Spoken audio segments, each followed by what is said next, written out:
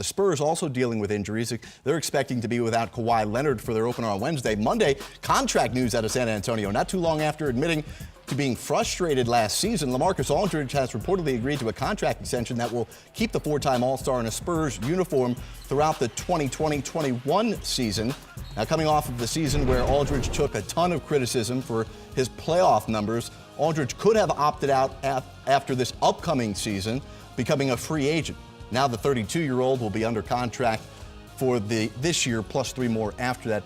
Brent, you had an opportunity to call a Spurs game on TNT in the preseason a couple of days ago, and this is a Spurs team who's also trying to find their identity, oddly enough, because of the Kawhi Leonard injury.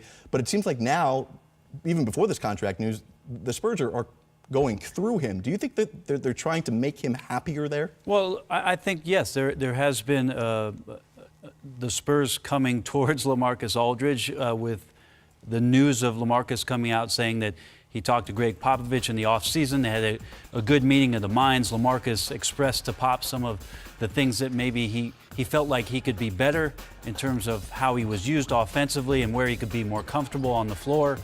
And Pop came out and said, you know, he's right. He legitimately, LaMarcus told me some things that we need to consider, and as a coach, I want to do that and provide him that.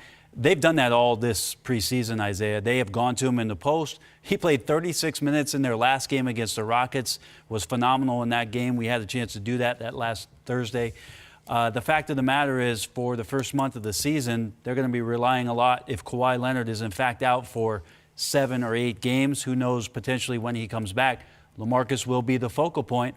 And now with a contract under his belt, Jared, maybe psychologically, that there's even more freedom for him to just settle into his role. Those stats we just showed, LaMarcus is remarkable. 17 points and 7 rebounds. He's playing 4 less minutes. He shot a better field goal percentage, and the Spurs don't play through him. So it's interesting, all the chatter outside of what happens in the locker room with San Antonio, with the team that won 61 games last year.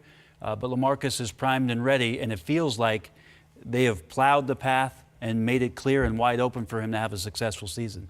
Yeah, and I think that, you know, last year we saw in the playoffs where, you know, when they wanted him to step up, when they needed him to step up and be that guy, he just wasn't ready.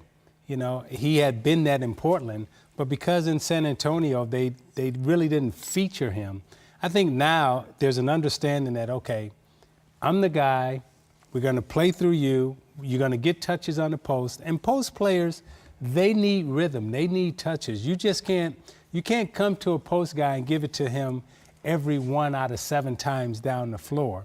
You got to put that ball inside and let that guy touch it, let him get his rhythm. And once Aldridge gets his rhythm, we know that he's unstoppable in the post.